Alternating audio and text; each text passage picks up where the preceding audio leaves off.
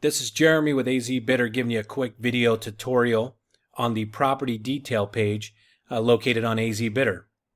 I'm starting off this video where I left off from the previous video on the Power Search page. So you can see I'm already in my Power Search. I've got the list of properties for the auction date that I'm researching, and I've organized them the way I choose to organize them. So I got my list of properties here. Now the next step would be to actually dive into a properties detail page. So I'm going to select 741 East Jasper Drive in Chandler. All I have to do is click on the address, and that's going to open up the property detail page. So now I have the property detail page open, and we'll just give a quick overview of this page. I do have other videos that go a little bit more in depth with each one of these tabs and some of the features on the property detail page, but I'll just give you a quick rundown of what you're looking at and how to use this page. Starting at the top, you'll see we give some information regarding the address, the subdivision, and the APN.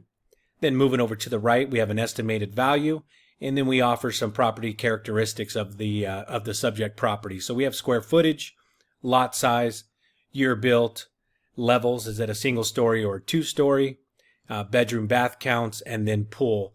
N meaning no, it does not have a pool. Y meaning it does have a pool.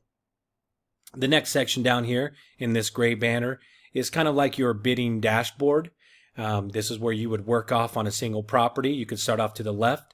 Hitting this star will add it to your watch list. This will give you updates, anything that changes on this property as far as opening bids, auction times, auction dates.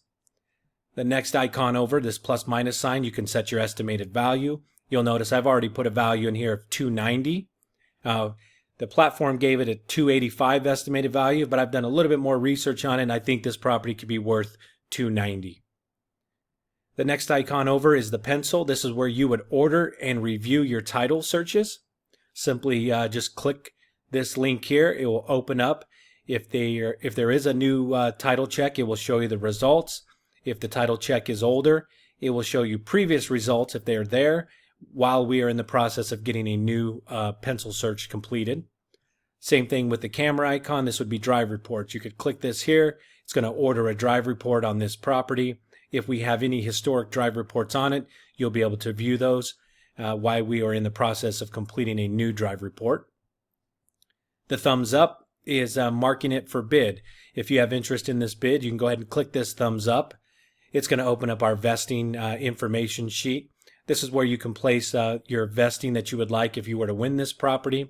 Some investors buy on behalf of multiple vestings, and so they might assign this single property to a certain vesting. If not, and you use the same vesting for each property, then we'll save this as your default vesting, and it will just populate with your default vesting. The next tab over is the house with the dollar sign. This is where you would actually set a max bid on this property. So you can just click this house. It's going to open up your max bid page. You would enter your max bid here. A bid pin, we provide everyone with a bid pin for protection. And then you would hit confirm and place a max bid on the property. But I'll cover placing bids in another video. And the last icon is our bid transcript. Here at AZ Bidder, just for transparency reasons, we produce a bid transcript of every property that is sold at auction. I'll click this here and you'll see an idea. I will cover this a little bit more in detail, but you'll see this is a bid transcript. Shows the opening bid, the final bid price, if I had a max bid on the property, and the current status of it. But it just gives you a quick overview of all the bids that we had internally, and then every bid that was placed down during the live auction, all the way until the end when the final bid was called and the auctioneer said sold. Now jumping down, and like I said, I will cover each one of these tabs in their own individual video, but just to give you an idea, our first tab here is infos and maps. It's going to give you basic information regarding the foreclosure property, and then we have some aerial map views that you can look at and scroll through.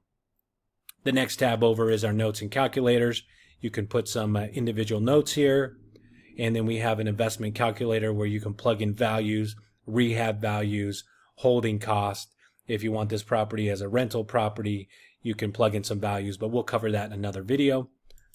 Comps, MLS, this is where we pull real-time MLS comps from the local MLS here. Just another tool to help you underwrite a property as quickly as possible.